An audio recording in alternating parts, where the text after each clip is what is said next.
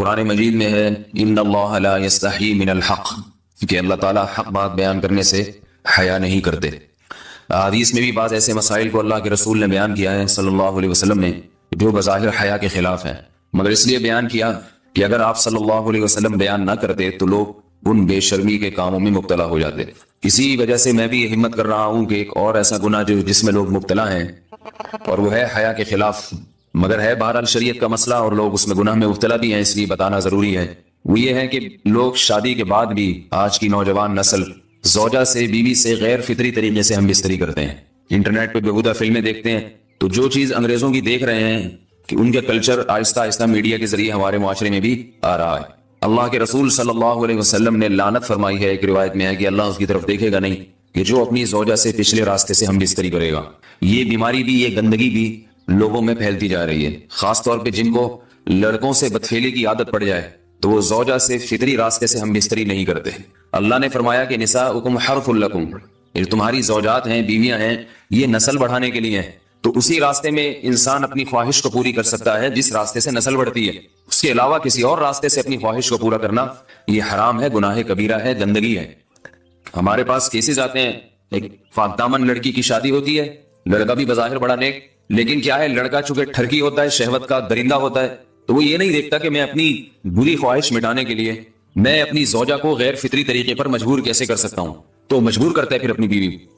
اس میں جو عورتیں زیادہ پاک دامن نہیں ہو، نیک نہ ہو، یا ان کو یہ ڈر ہو کہ طلاق ہو گئی تو ہم کہاں جائیں گے، وہ پھر اپنے شوہر کے ساتھ اسی غیر فطری طریقے پر آمادہ ہو جاتی ہیں، اور اس کا عذاب اور اس کا وبال یہ ہوتا ہے کہ کچھ دنوں میں ان کو بھی اسی کی لت پڑ جاتی ہے۔ انسان جب بھی کوئی غیر فطری راستہ اختیار کرتا ہے، آخرت کا عذاب تو بعد میں، دنیا کا عذاب یہ آتا ہے کہ پھر اس کو لذت فطرت میں آتی نہیں ہے، تو جو راستہ اللہ نے رکھا اس میں اس کو لذت نہیں آئے گی، وہ گندگی میں ہی گھسنے کی کوشش کرے گا، اس کی بھی فطرت خراب ہو جاتی ہے، اور جس کے ساتھ یہ بدفعلی کی جائے اس کی بھی فطرت خراب ہو جاتی ہے، وہ بھی پھر کسی کے قابل نہیں رہتے۔ تو اپنے جان پر رحم کرنا چاہیے۔ ہم انسان ہیں، ہم درندے نہیں ہیں، ہم گھوڑے نہیں ہیں، ہم گدھے نہیں ہیں، ہم جانور نہیں ہیں، ہم انگریز نہیں ہیں۔ انگریز نے تو حیا اور شرم کی تمام حدود کو توڑ دیا ہے، وہ تو درندے بن چکے ہیں۔ ہم تو درندے نہیں ہیں، ہم تو حلال کھاتے ہیں، پاک صاف رہنے کی کوشش کرتے ہیں، تو ہم ان کی جو کلچر دیکھ کے ہم ویسے درندے بننے کی کوشش کیوں کریں؟ تو یہ بہت بڑا وبال ہے، بہت بڑی برائی ہے جو ہمارے معاشرے میں آہستہ آہستہ جڑ پکڑتی جا رہی ہے، اور اس سے بیماریاں بھی پھیلتی ہیں۔ غیر فطری طریقہ ہے، بیماریاں بھی پھیلتی۔ ایسے کیسز آتے ہیں کہ جناب وہ مرد مجبور کر رہا ہے بیوی کو، اور وہ بیوی جو ہے ساتھ نہیں دیتی تو پھر اس کو طلاق کی دھمکیاں دیتے ہیں، ایسے کیسز بھی آتے ہیں۔ اور یہ بھی آتا ہے کہ مرد جب اپنی بیوی کو غیر فطری طریقے پر مجبور کرتا ہے، بیوی آمادہ نہیں ہوتی، تو مرد پھر یہ دھمکی دیتا ہے کہ بھائی میری خواہش تو تم سے پوری ہوتی نہیں ہے، پھر میں دوسروں کے پاس جاؤں گا۔ تو یاد رکھیں، جس عورت کا شوہر یہ دھمکی دے اس کو کہ میں زنا کروں گا اگر تم نے میری خواہش پوری نہیں کی غیر فطری طریقے سے، تو عورت اپنے شوہر سے کہہ دے کہ جاؤ تم کہیں اور جا کے منہ کالا کرو، تمہاری فطرت میں گندگی ہے تو یہ مجھے گندا بنانے کی کوشش نہ کرو، اس کو زنا کرنے دیں، وہ اللہ آخرت میں اس سے بھگتے گا۔ ہر بیماری کا اللہ نے علاج رکھا ہے۔ اللہ کے رسول صلی اللہ علیہ وسلم نے فرمایا، صحیح بخاری کی حدیث، ما انزل اللہ من داء الا انزل له دواء، کوئی بیماری ایسی نہیں ہے جو اللہ نے نازل کی ہو اور اس کے لیے دوا نہ رکھی ہو دنیا میں۔ تو اگر کسی کو ایسی لت پڑ گئی ہے غیر فطری کام کی تو اس کو چاہیے کہ وہ اپنا علاج کرائے، ڈاکٹر سے بھی رابطہ کرے، اور سب سے بڑا علاج یہ کہ کچھ وقت صبر کرے گا، چھوڑ دے گا کچھ عرصے کے لیے، تو خود بخود آہستہ آہستہ صحیح ہو جائے گا۔ ایک آدمی شراب کا عادی ہے، ایک علاج تو یہ کہ ڈاکٹروں سے رابطہ کرے، بہترین علاج کے چھوڑ دے، کتنے دن تڑپے گا؟ ایک دن، دو دن، تین دن، چار دن، ایک ہفتہ، دو ہفتہ، بہت زیادہ سال ہو جائے گا نا، اس کے بعد خود بخود ٹھیک ہو جائے گا۔ سگریٹ کا عادی ہے، چھوڑ دے گا، تو کتنے لوگ ہم نے دیکھے ہیں دن میں 20 سگریٹ پیتے تھے، چھوڑنے پر آئے تو بالکل ایک دم چھوڑ دی انہوں نے، آہستہ آہستہ کر کے چھوڑ دی، لیکن تکلیف ہوئی مگر عادی ہو گئے۔ تو اب کسی کو یہ لت پڑ گئی ہے غلط کام کی، برائی کی، تو اس کا بہترین علاج یہ ہے کہ وہ اپنے آپ کو بدلنے کی کوشش کرے، ماحول بدلے، اور کچھ وقت صبر کرے گا تو اللہ اس سے یہ عادت چھڑا دے۔ نہیں کی، صبر نہیں کیا اس نے، بری سی گندگی میں موت واقع ہوگی، پھر آخرت کا عذاب بہت سخت، نسلیں برباد ہو جاتی ہیں اس عمل سے انسان کی۔ تو بات حیا کے خلاف ہے، مگر یہ کہ ایک بزرگ تھے وہ بات فرما رہے تھے، تو کسی نے پوچھا کہ حضرت آپ حیا کے خلاف بات کرتے ہیں، تو انہوں نے فرمایا تم بے حیائی کے کام نہیں چھوڑتے، ہم اس چھڑوانے کے لیے بات کریں تو ہم برے ہیں، اور تم کام کرو تو بھی برے نہیں۔ برائی کا کام کرنے میں برا نہیں بنتا، اور برائی کے خلاف بولنے والا برا بن جاتا ہے کہ دیکھو یہ کیسی باتیں کر رہے ہیں۔ تو وہی باتیں ہیں، اس لیے ہیں کہ یہ معاشرے میں یہ برائی پھیلتی چلی جائے گی، اور یہ ہماری اپنا کلچر نہیں ہے، یہ امپورٹ ہو رہا ہے باہر سے، یہ امپورٹ ہو رہا ہے، یہ وہاں میڈیا کے ذریعے آ رہا ہے۔ تو وہ چیزیں دیکھا نہ کریں اور ان لوگوں سے دور رہا کریں۔ ہمیں تو دین کا داعی ہو کے ان کو ہدایت پر لانا تھا، بجائے ہم ہدایت پہ چل کے دوسروں کو چلانے والے بن کے ان کے راستے پہ ہم نے چلنا شروع کر دیا۔ اللہ تعالیٰ ہمیں اب دیکھیں ان کے ہاں ایڈز کا مرض پھیل گیا ہے، آپ بتائیے یہ ایڈز کا مرض ہمارا ہے کیا؟ یہ بیماری ہماری ہے یا ان کی ہے؟ ہمارے یہاں بیماریاں ہیں، کھانسی ہے، نزلہ ہے، ٹھیک ہے نا، بلڈ پریشر ہے، شوگر ہے، یہ بیماریاں ہماری ہیں. کوئی اللہ کا شکر ہے گندی بیماری ہمارے یہاں نہیں ہے. جتنی گندگیاں ہیں وہاں سے آ رہی ہیں. ایڈز کا مرض وہاں سے امپورٹ ہوا ہے. وہ ایڈز کا مرض اسی بدفعلی کی وجہ سے پیدا ہوتا ہے، اسی سے جراثیم پیدا ہوتے ہیں، اور اتنا خطرناک مرض کہ ایسے متعدی ایسے پھیلتا ہے.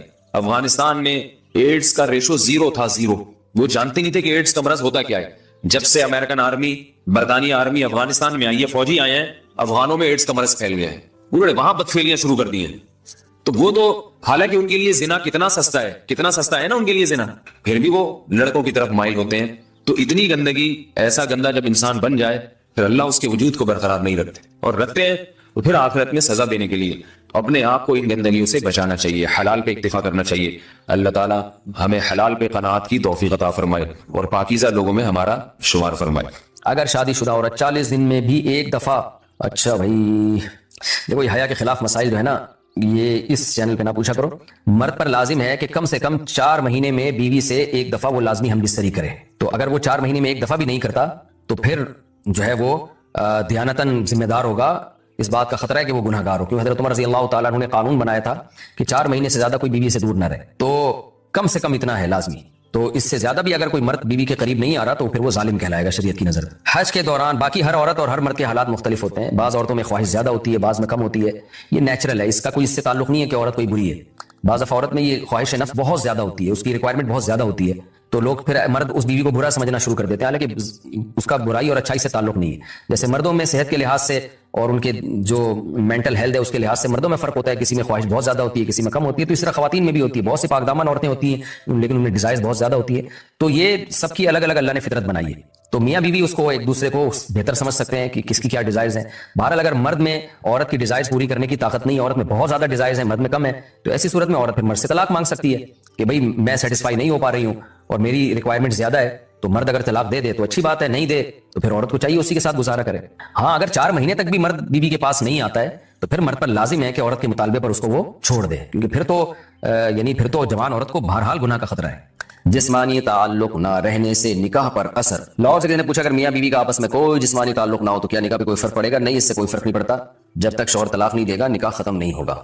یا اگر شوہر جان بوجھ کر بیوی کا حق ادا نہیں کرتا اور 4 مہینے سے زیادہ اس سے ریلیشن قائم نہیں کرتا اور بیوی بھی جوان ہے، اس کو گناہ کا خطرہ ہے، تو پھر وہ عدالت میں کیس کر سکتی ہے، اور پھر اس کا ایک پروسیس ہے کس طرح سے نکاح ختم ہوگا، تو اس پروسیس کو فالو کر سکتی ہے وہ.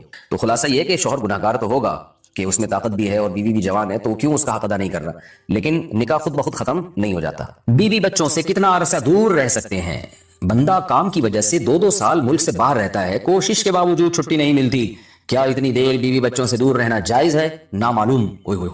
بھائی دیکھیں، ایک تو ہے حضرت عمر رضی اللہ تعالیٰ عنہ کا مشہور واقعہ ہے کہ آپ نے کچھ خواتین سے پوچھا تھا کہ عورت کتنا صبر کر سکتی ہے مرد کے بغیر، تو بعض صحابیات نے بتایا کہ 4 مہینے. تو حضرت عمر نے قانون بنایا کہ جو مجاہدین محاذ جنگ پہ لڑ رہے ہیں 4 مہینے سے زیادہ دور اپنی بیویوں سے نہیں رہ سکتے. تو اس اصول کا تقاضا یہ ہے کہ وہ زمانہ بھی پاک دامنی کا زمانہ تھا، نیک لوگ تھے، تو اصول یہی ہے کہ 4 مہینے انتہا ہے عورت کے صبر کی.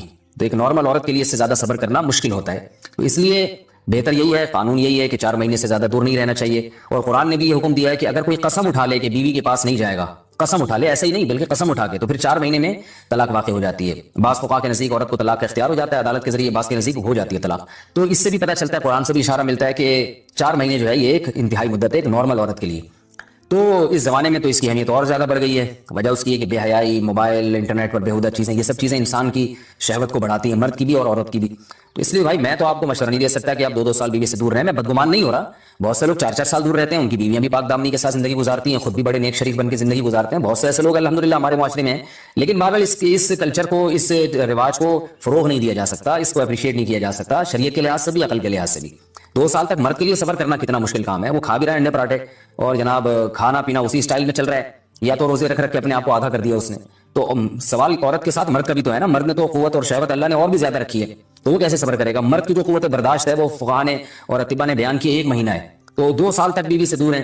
میں پھر بھی بتا دوں، میں بدگمان نہیں ہو رہا کہ جو دور ہیں آپ ان کے بارے میں برا سوچنا شروع کر دیں، لیکن بہرحال یہ اپنے آپ کو فتنوں میں ڈالنے کے مترادف ہے. اس لیے ایسی جاب نہ کریں. 2 سال تک بیوی سے دور ہیں، یا تو بیوی کو ساتھ لے کر جائیں یا بیوی کے ساتھ ہی رہیں. کہیں ادھر ہی کم پیسوں میں انسان گزارا کر لے بیوی بچوں کے ساتھ.